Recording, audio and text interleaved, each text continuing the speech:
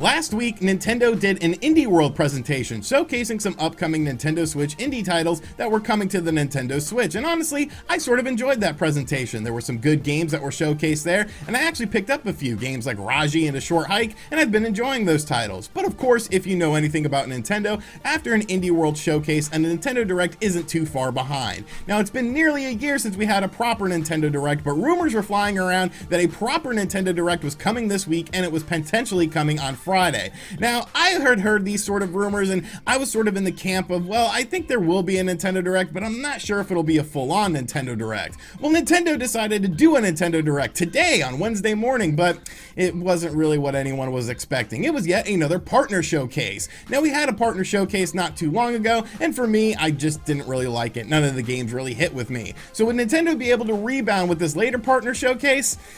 It's tough to say, folks. It's tough to say. Let's just talk about the partner showcase now. What's going on, guys? I'm RGT85. If this is your first time on the channel, be sure to hit that subscribe button. But without any further ado, let's talk about the Nintendo Direct partner presentation from today and see what it might mean for the rest of Nintendo Directs in the month of August and September.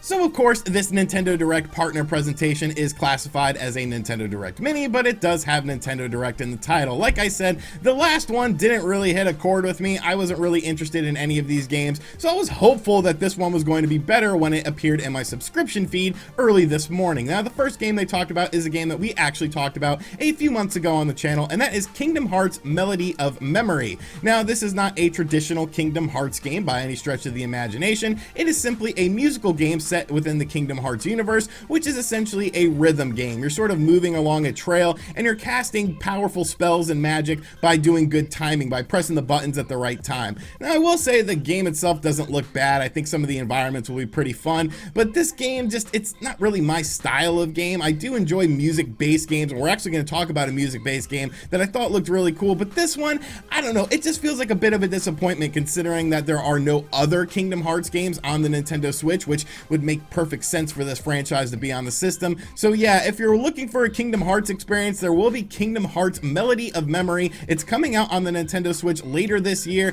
but to me, it's just not really an interesting game. Now, the next game was actually a game that I am interested in. It might be my favorite game from this whole presentation, which should sort of set your expectations for the rest of it, and that is a game called Fuser. Now, Fuser comes to us from the creators of Rock Band, and it's basically a music game in which you have a bunch of different genres of music, and you're mixing them together. And as someone who has been playing music for nearly 2 decades now, good lord, I'm old, I think that this is a really cool sort of game. I like the different variety of music that we saw, and I think this will actually be a pretty cool game. Fuser actually comes out on the Nintendo Switch this fall, and I am looking forward to checking this out because this was probably one of my favorite games, if not my favorite game from this presentation. Next up, we're getting a collection of games from the Taiko no Tatsuji franchise, which is something I don't know anything about, and this collection will be called the Taiko no Tatsuji Rhythmic Adventure Pack, and it'll be coming to the Nintendo Switch in winter of 2020. That was very, very difficult to say. My Japanese is not very good, but once again, I hope you like music games because this is essentially a music-based RPG. It was almost kind of like a theme, how the first 3 games were all sort of music-based games and based on rhythm. I'm not going to check out this game whatsoever. It doesn't look like anything I would enjoy, but maybe you guys will enjoy it. So if you are looking forward to this game, congratulations, you are getting this on your Nintendo Switch this winter. Next up, we had World of Tanks, because we haven't seen enough World of Tanks ads on YouTube before. I'm pretty sure I've done a World of Tanks ad on YouTube before, but World of Tanks, the mobile hit, is coming to the Nintendo Switch in a free-to-play online multiplayer game where there's various tanks and you're blowing up crap. So, I mean, that's cool. You know, I like free-to-play games on the Nintendo Switch. Obviously, I do videos on them. I'm a cheap person, so whenever something is free, I will check it out. So World of Tanks is coming to the Nintendo Switch. I guess that's kind of cool. Big Rumble Boxing Creed Champions will be coming to the Nintendo Switch in spring of 2021, and I'm not 100% sure if this is a mobile game, but it sure as hell looks like a mobile game. But I probably will check this game out because I do enjoy boxing and I do enjoy the Rocky movies, and this is basically based within the Rocky franchise where you can play as Rocky Balboa, Adonis Creed, Victor Drago, of course other characters from past movies such as Clubber Lang. So I think that's pretty cool. It doesn't seem like there's going to be online multiplayer in the game though, just local multiplayer. So once again, it sort of has that mobile stink to it, but I don't know, I guess it's okay. Like I said, I do enjoy boxing games, so that's pretty cool.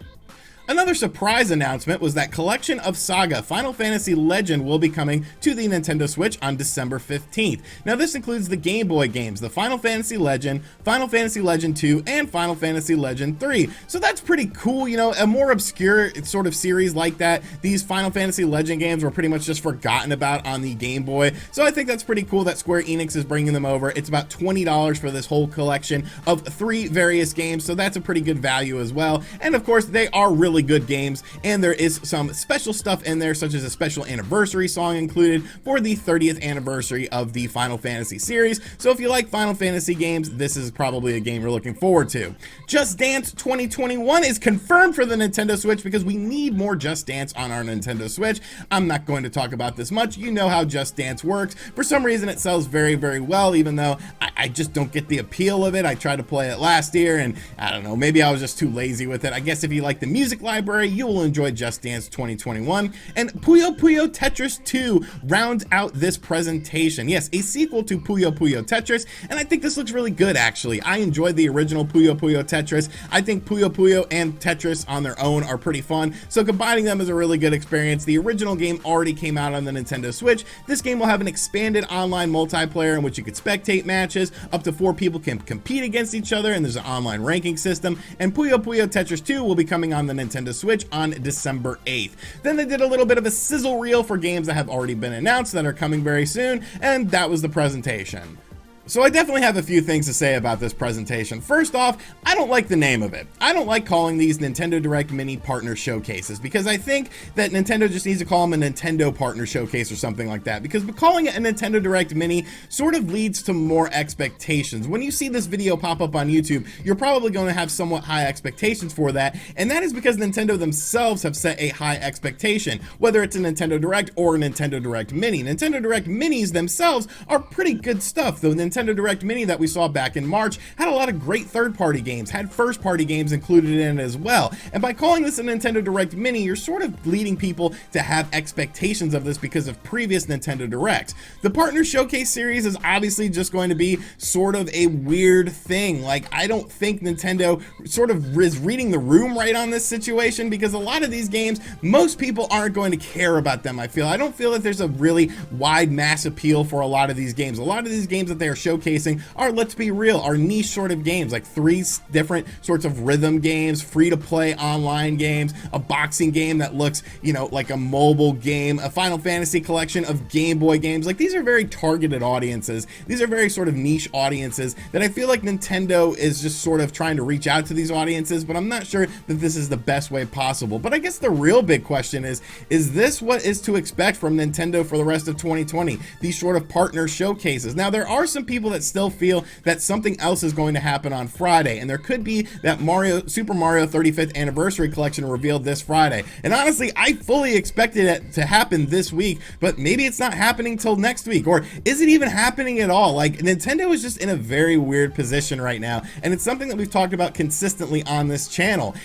And while I definitely don't think that this is all of their holiday stuff, just these sort of small partner showcases and Pikmin 3 Deluxe, you gotta start talking about it sooner rather than later. You know, people need to know about the games to check out this holiday season. But I guess when you look at the other side of the coin, with the PlayStation 5 and the Xbox Series X, we don't even know the prices or release dates of those systems, and those systems are coming before the end of 2020, more than likely in the month of November, and there's still so many questions about this. Obviously, real-world situations have strongly impacted the video game industry. I still have hope that Nintendo is going to do something more proper very, very soon to talk about games for the holiday lineup. But yeah, to me, this partner showcase was yet another bit of a dud. There was a couple games that I would be interested in, but there wasn't really anything in it for me that really got me super excited or anything like that. But let me know what you thought of the partner showcase in the comments section down below. Do you like these partner showcases? Do you even think they have sort of a point to doing them, or should companies just sort of release these trailers on their own because of the expectations led in with the naming of this event? Could Nintendo just call it the Nintendo Partner Showcase and get less flack for these events instead of calling it a Nintendo Direct Mini? And as always, guys, thank you for checking out this video. Like I said, if you are new to the channel, make sure you subscribe and turn on notifications. Be sure to check out other videos on the channel as well, and as always, I'll catch you guys on the next one. Later.